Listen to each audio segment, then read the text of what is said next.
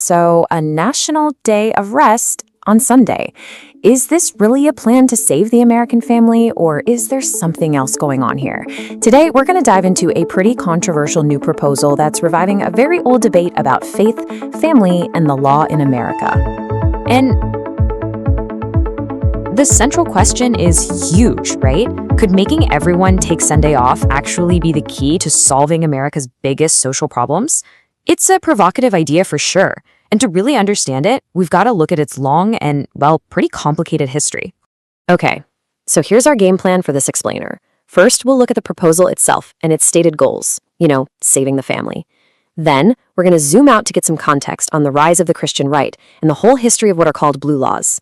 And finally, we'll dig into why critics are calling this a foot in the door and why this whole debate is so important right now. All right, let's kick things off. A national day of rest? Look, this isn't just some vague thought bubble. It's a real, specific policy proposal that has brought this super old idea roaring right back into the national conversation. So what kicked all this off? Well, it was a policy agenda from the Heritage Foundation, a major conservative think tank. They put out this paper, and one of its signature proposals was to bring back blue laws, specifically to create a uniform national day of rest on Sundays. Okay, next up. Saving the family. Now, what's really interesting here is how they're selling this. The official argument, the one on the surface, isn't explicitly religious. It's all framed as a practical solution to some of America's biggest problems. So let's take a look at what they say they're trying to achieve. So, the people pushing for this say a shared day off is like a silver bullet.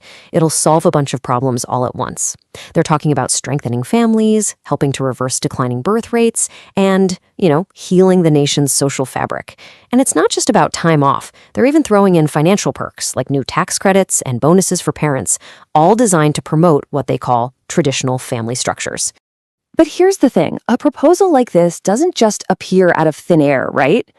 To really get what's going on and why it's so controversial, we absolutely have to understand the powerful political force that's driving it.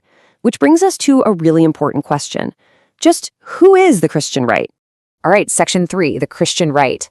The Heritage Foundation is often called the right hand of the Christian right in America.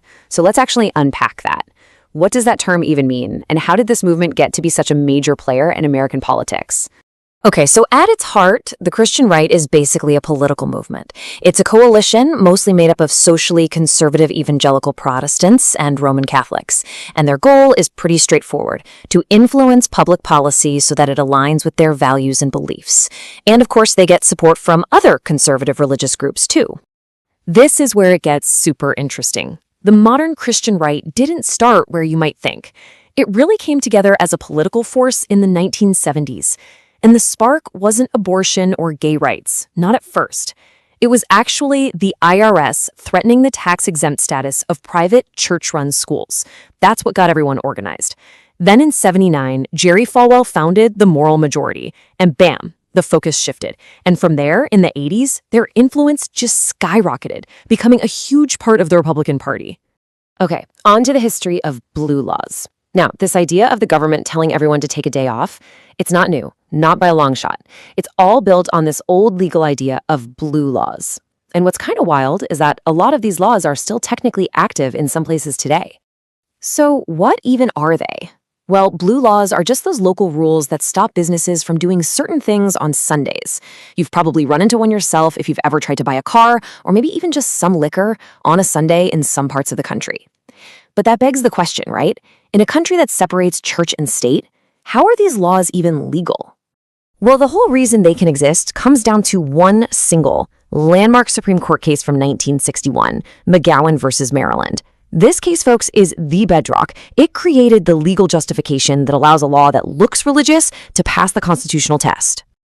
Okay, so here's the story. Some store employees got in trouble for selling stuff on a Sunday. They took it to court saying, hey, this is a violation of the separation of church and state. You're making us honor a Christian holiday. Makes sense, right?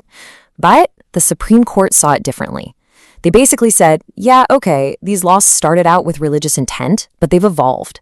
The court argued that the purpose now isn't to force religion, it's to create a uniform day of rest for the well-being of the whole community. And since that's a secular goal, they said the law was perfectly constitutional. All right, Which leads us to the big but, the foot in the door argument. This is where the critics come in, because they look at all those nice secular goals, strengthening families, national well-being, and they say that's not the real reason. They believe this whole proposal is just a classic foot-in-the-door tactic for a much, much bigger religious agenda. So you can see the two sides of the coin right here. On one hand, you've got the official, stated reasons, helping families, boosting birth rates, but on the other hand, you have what critics believe is the real motive, to get more people into church, to make people more religious, and ultimately to push an agenda of Christian nationalism, this idea that America is and should be legally treated as a Christian nation. And this isn't just a random fear.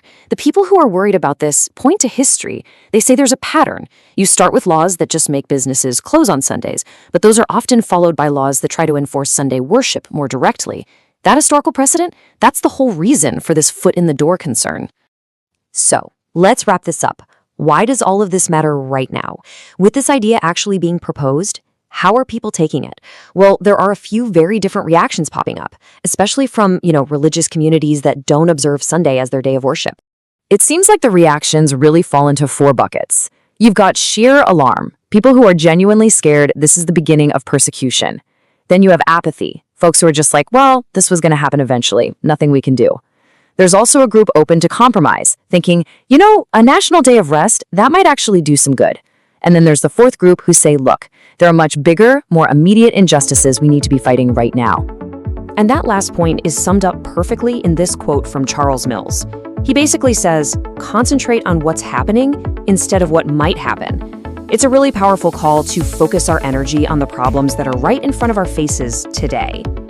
But that leaves us with one last really tricky question, doesn't it? Of course, we need to deal with the crises happening right now, but at what point does a potential threat, one that's been written down and formally proposed, become something we have to pay attention to today? That's the real dilemma here, and it's at the very core of this entire debate. Sunday is the mark of our authority. The church is above the Bible. The appellation of God had been confirmed by Constantine on the Pope, who, being God, cannot be judged by man. The Pope and God are the same, so he has all power in heaven and earth. We hold upon this earth the place of God